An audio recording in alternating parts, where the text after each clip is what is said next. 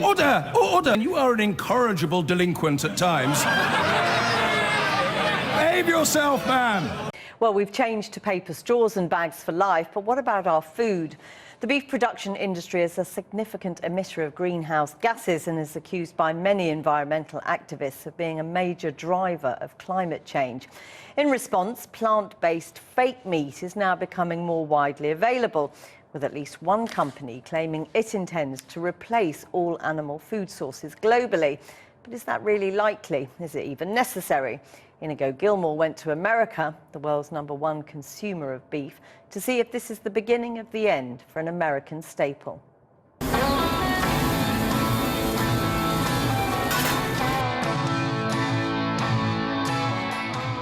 There's surely nothing more American than its beef burgers. Across the US, an estimated 50 billion are devoured each year. But many here are now rebelling against the beef industry. It's accused of causing climate change through huge methane emissions and the overuse of land and water. Now, plant-based patties that closely mimic real meat are on the rise, and a battle of the burgers is underway. I went to the upmarket Socolo restaurant in LA, where chef Mary Sue serves the plant-based Impossible Burger, whose makers want to wipe out beef. It's very much like the real thing. It looks very bloody. It's got something in it called heme, which comes from the end of soybean, and in concentrations it does look like a little bit like blood. Here in California, I think people are pretty aware of the effect the food system has on the planet. I think it needs to grow. The thing about Impossible for the last 3 or 4 years has been it's been very expensive, like 3 times the price of beef.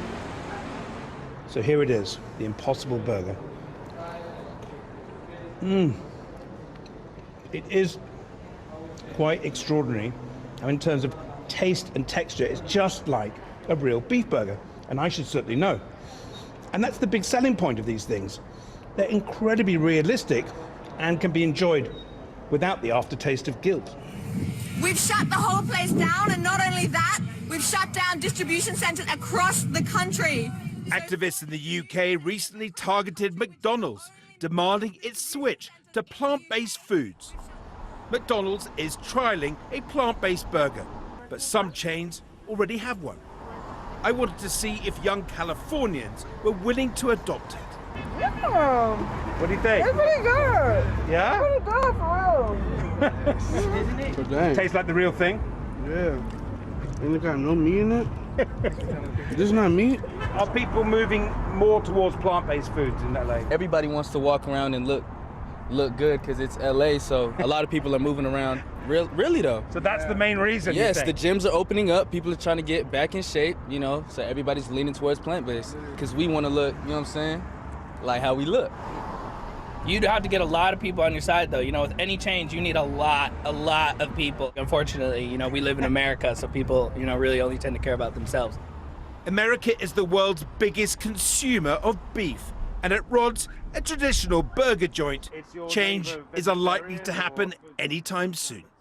Down it goes, right? Hey, I'm a hamburger guy. What can I tell you? He and I, as a father-son, we grew up doing burgers together. It's kind of our thing. And that, I guess that is an American tradition. There's pressure, right, for environmentalists saying we need to cut back on beef. What do you think of that? Oh, I think the people don't listen.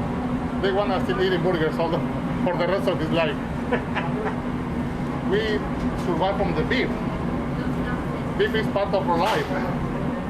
The alternative meat market is estimated to grow to $150 billion over the next decade.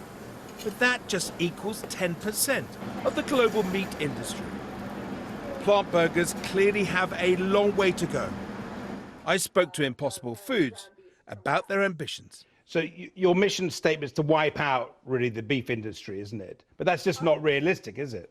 The mission of Impossible Foods is to reverse the global warming disaster that we're all facing and to halt the biodiversity crisis that has led to massive extinction.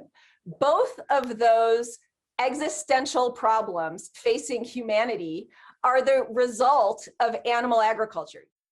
But many scientists insist new sustainable farming methods can decrease the beef industry's share of total emissions.